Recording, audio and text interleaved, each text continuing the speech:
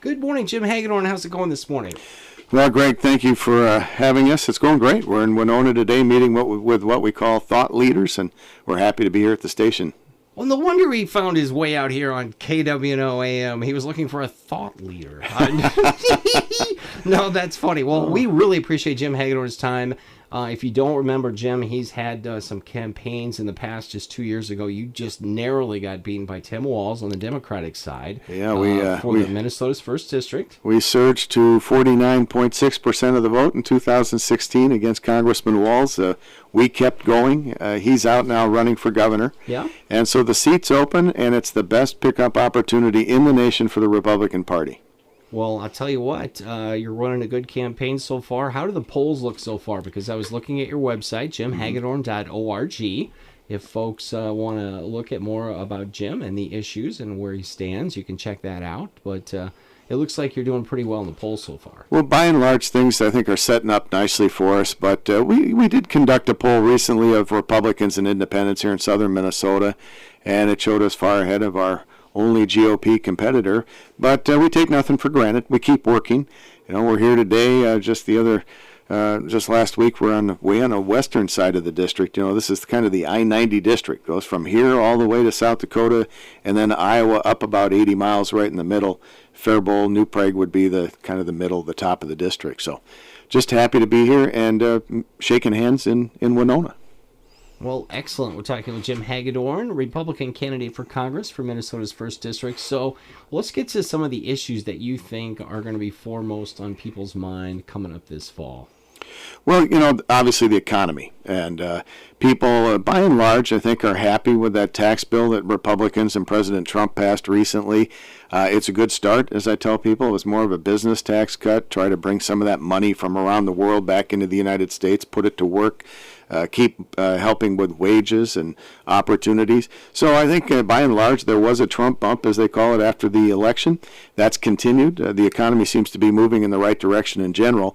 But this is an ag-based district. It's some of the best farmland in the world, great livestock owners and everything, agribusinesses. A lot of our commodities flow right out of the port here and right down the river. So, farmers, some of them have been in a recession for 4 or 5 years, been low commodity prices, high input costs. Obamacare has been a real tax on some of our farmers.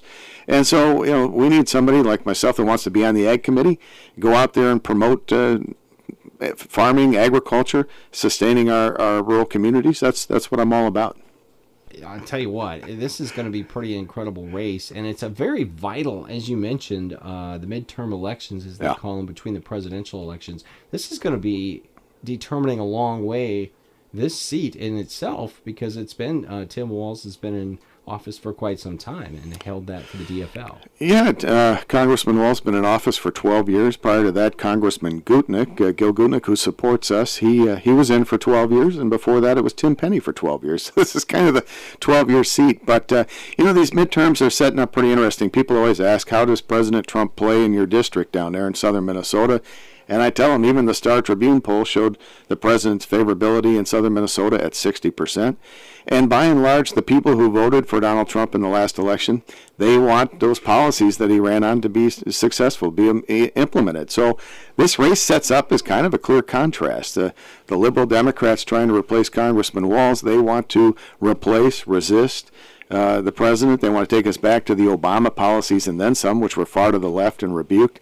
And I'm on the other side. I want to partner with the president, be a conservative reinforcement out there in the U.S. House to keep making these big changes to move our country in the right direction, to keep America safe, to make America prosperous with high-wage jobs, to protect our God-given rights. And for me, that means the right to life, the right to keep and bear arms, the right to religious freedom, and then sustain agriculture in our rural communities, our rural way of life. Excellent. We're talking this morning with Jim Hagedorn, and again, his website is jimhagedorn.org. And one thing I've grown to learn a lot more about Jim in the last year hosting In the Know on KWNO are veterans issues. We air some programming over the weekend on the station, Minnesota Military Radio and Frontlines of Freedom. And we've had some folks in from the American Legion, and Jim Krigler, a Vietnam vet who had a mission of honor paddling up and down the Mississippi River. So I've become a lot more in tune in what they have dealt with.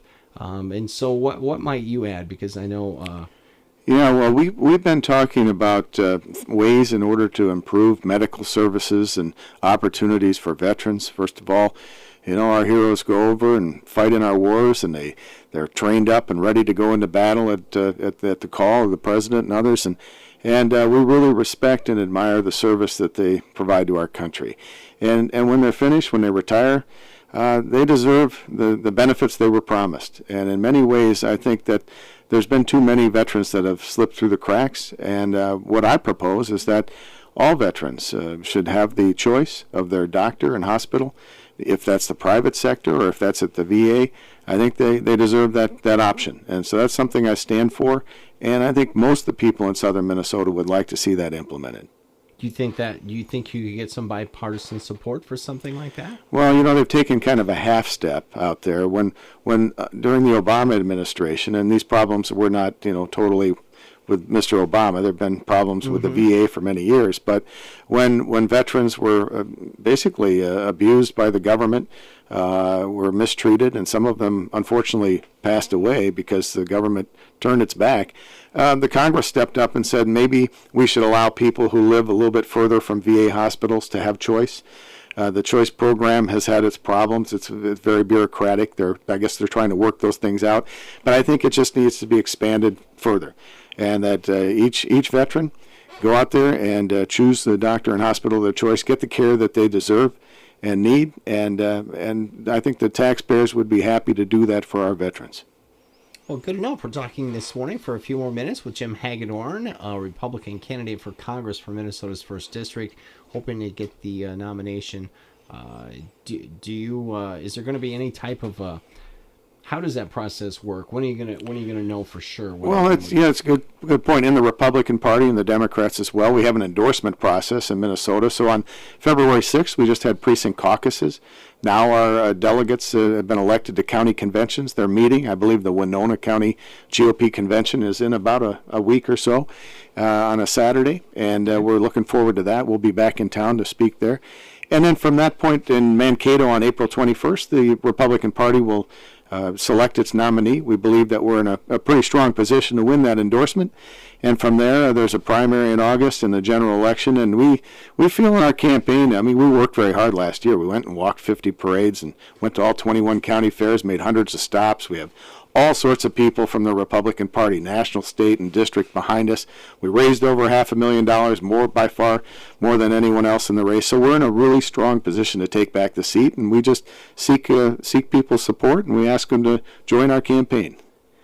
Well, we appreciate Jim Hagedorn's time, and I would be remiss, I suppose, Jim, you mentioned earlier in one of your your comments about the right to bear arms. I guess I would be remiss with today's world, the tragedies that befall our nation way too often with school shootings. And I know Governor Dayton, I haven't had the time yet in the past 24 hours to read everything that he released here in Minnesota. Governor Dayton came out with his Safer Schools and Security Plan on Thursday morning, mid-morning.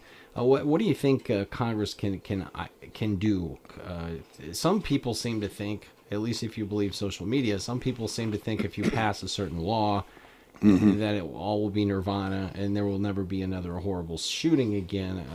That seems pretty unrealistic, but it does seem like there might be some steps to take to make not only kids, but everybody a little safer. What would you say about that? Well, I'm a strong proponent of the Second Amendment. I start with that, and I believe that it is the right of law-abiding Americans to keep and bear arms and to use those firearms for self-protection and other lawful purposes. That having been said, the databases that we use, so some of these systems, the background checks, could they be updated and improved to make sure that people with mental illness or people who have criminal intentions shouldn't be allowed to receive weapons? Absolutely. We have to do things of that nature. I've said for many years that school districts should have the option of training and arming people to be inside the schools, to have concealed carry or however they would like to structure it, to make sure that if there is an incident, there's at least someone, hopefully multiple people on site that can go in there and keep that person at bay until law enforcement can get there and arrive and handle the situation. But should we harden the schools and so forth, protections? I think a lot of the districts are already doing those types of things, and I hope they'll continue. But we all mourn the loss of life. It's a tragic deal. I'm just one of those that doesn't believe that more gun control laws is going to stop the premeditated acts of evil and deranged people. I think by and large we have to defend our rights. In Minnesota, interesting situation, just reported by one of the networks here in the state. Firearms ownership in Minnesota is at an all-time high. Concealed carry permits in Minnesota at an all-time high. And yet violent crimes in Minnesota at a 50-year low. And to me, that shows that good people acting responsibly do make a difference. And I think that's what we need. And I'm happy in Minnesota that that's what's happening. Well, Jim, we really appreciate Jim Hagedorn's time this morning, a Republican candidate for Congress, Minnesota's 1st District, and we would be happy to have you back on. If you get the endorsement in April, towards the end of April, April 21st, and you said that's going to be held in Mankato? Yes, the Verizon Center in Mankato. Greg, we really appreciate the opportunity. It's nice to be with you. We can always chat on the phone as well, if it's more convenient. I know you guys were in Winona for we travel the district. We love to come in the studio here. Well, we really appreciate your time. I really do. This was my first opportunity. I think we'd met a time or two before in the past, several years ago, but on one of your first campaigns, but first chance I've had to talk to Jim. And anything else you want to say in closing? No, we're here in town to meet with folks. So met with the mayor and some others, and just trying to figure out what's going on the ground here. It seems like things in Winona are really in the right direction. This community is just so fabulous. This is, I think, year number 11 for me, but because of the show and the format is so different than it used to be, or at least it's not so much different, it's just as expanded, that we're airing and getting so many great people in the arts for Winona, your district, not just Winona, because we got to include Rochester with the arts as well, because they've got a vibrant arts. But to be fair to Winona, they're a lot bigger than we are. And for our size, oh my goodness, there is a lot going on here, and you have some wonderful businesses, and then people who have given back to the community, and I think it's a really neat spot. Well, we appreciate Jim Hagedorn's time. Good luck with the campaign, sir, and we will talk to you soon. Thank you, Greg.